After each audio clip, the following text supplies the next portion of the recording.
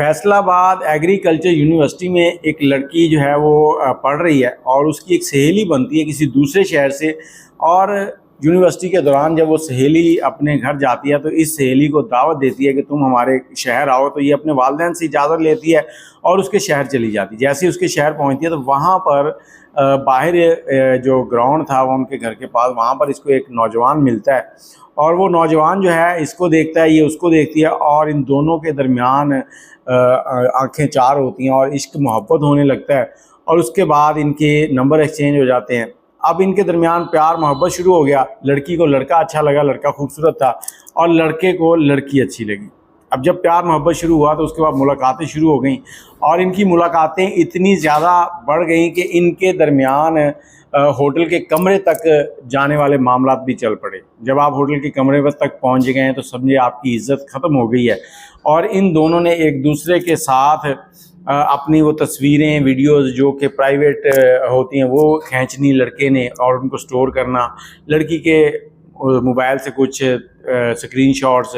जब 2.5 साल तक ये सारे मामला चलते रहे। अब लड़का जो है लड़की को टाइम नहीं देता था और लड़की जो है लड़के को समझने लगी। लड़के से पूछा कि तुम किसी और के साथ इन्वॉल्व हो, तो लड़के ने इनकार किया, लेकिन लड़की इस चीज़ को समझ चुकी थी। अब लड़की ने क्या किया कि लड़के को कर दिया ब्लॉक।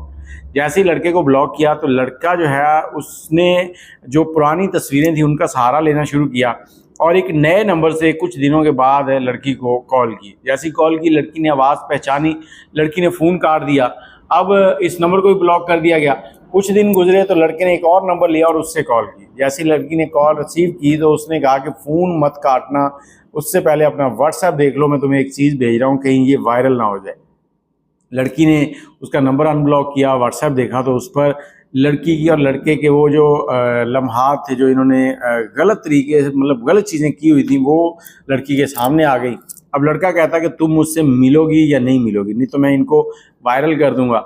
अब लड़की जो है वो परेशान हुई और कहती कि तुम इतने खुदगर्ज झूठे हो सकते हो, ये तो हमारे वो लम्हात थे जो तुमने कहा था कि जब तुम मेरे पास नहीं होगी तो मैं तब देखूंगा, तो तुम मुझे ब्लैकमेल कर रहे हो। अब ये बात तो कोई ना हुई, तुम तो बहुत गंदे इंसान हो, मैं तुम्हारे साथ तलक नहीं रखना चाहती। वो कहता तलक रखना है नहीं रखना ये फैसला मैं करूंगा, तुम कौन होती हो, तुमने आना है या मैं आऊँ ये बताओ। क्योंकि पहले जो था इनका तलक चल रहा था, कभी लड़का फैसलाबाद जाता था, कभी लड़की उसके शहर जाती थी, तो इस तरह से इनकी ये प्यार मोहब्बत की कहानी चल रही थी। अब लड़की ने कहा कि ठीक है मैं आऊँगी तुम्हारी तरफ। लड़की अपने घर वालों को कहती है कि मैंने अपनी सहेली से मिलने जाना है, मुझे आप टिकट्स वगैरह करवा दें, मैं चली जाती हूँ। तो घर वालों ने उसको ड्राइवर के साथ भेज दिया। जैसे ही लड़की उस शहर में पहुंची, लड़की ने अबाया पहना हुआ था, लड़की ने ड्राइवर को कहा कि आप जाएं, मैं आगे चली जाऊंगी, और ड्राइवर चला गया। लड़की ने लड़के को फ़ोन किया, राब्ता तो उनका पहले भी हो रहा था मैसेजेस के ऊपर। उसे कहा कि मैं फ़लाँ जगह हूँ, मुझे यहाँ से ले लो।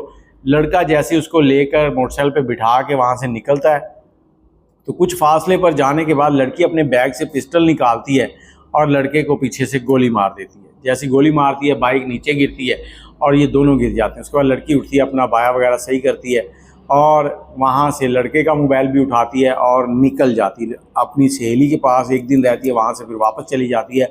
उधर इलाके के लोगों ने फायर होता देखा था और इलाके के लोग बाहर निकले। शाम का टाइम था, ईशा के करीब। तो इलाके के लोग जब निकले उन्होंने देखा कि कत्ल हो गया। पुलिस को बुलाया गया, पुलिस ने देखा, पुलिस लड़के की लाश को ले गया और उसके बाद उसके वर्षा को देखा गया। गाड़ी के नंबर से जैसे भी ट्रेस किया गया, वर्षा पहुंचते हैं। अब लड़के के भाइयों से उसका नंबर लिया जाता है, पुलिस उसको ट्रेस करती है। जैसे ही उसको ट्रेस करती है तो उसमें निकलते हैं लड़की के मैसेजेस वगैरह।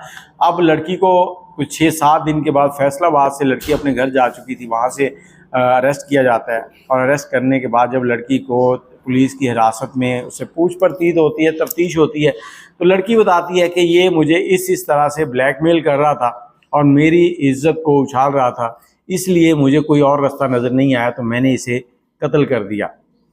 अब आप लोगों के साथ ये वाक़या शेयर करने का मकसद ये है कि बच्चों को इतना सिक्योर करें, उनको समझाएं कि ये जो मोहब्बत होती है ना कि मैं सिर्फ तस्वीर खींच रहा हूँ, तुम्हारी और मेरी तक रहेगी। जब ये तस्वीर बन गई तो वो आपकी नहीं ना उसकी प्रॉपर्टी। अब मोबाइल हैक हो गया, मोबाइल सेल कर दिया, डेटा रिकवर हो गया, तस्वीरें लीक होती हैं, आप दुनिया में किसी को मुंह दिखाने के काबिल नहीं रहते। और सबसे बड़ा मसला ये है कि आप घर से निकले ही ना। तल्लकात वही होते हैं जो निकाह के बाद होते हैं, उससे पहले जो कुछ भी है वो गलत है। और हमारे मुआशरे में एक चीज़ और बहुत गलत चल रही है कि मंगनी कर दी जाती है, उसके बाद 1-1 साल 2-2 साल इंतज़ार किया जाता है। जब मंगनी की जाती है, अगर उसी वक्त निकाह भी पढ़ा दिया जाए तो उनका एक जायज़ रिश्ता बन जाता है, फिर वो बातें करें या मुलाकातें करें, कोई उसके ऊपर रोक टोक नहीं होगी। लेकिन जो आप मंगनी करके उनको मोबाइल देते हैं, लड़का लड़की से बातें कर रहा है, लड़की लड़के से कर रही है, और ये सब कुछ गैर महरम के साथ हो रहा होता है। बाकी अपनी राय कमेंट में ज़रूर दीजिएगा। मुझे इजाज़त दें, अपना और अपने बच्चों का ख्याल रखिएगा। अल्लाह हाफिज़।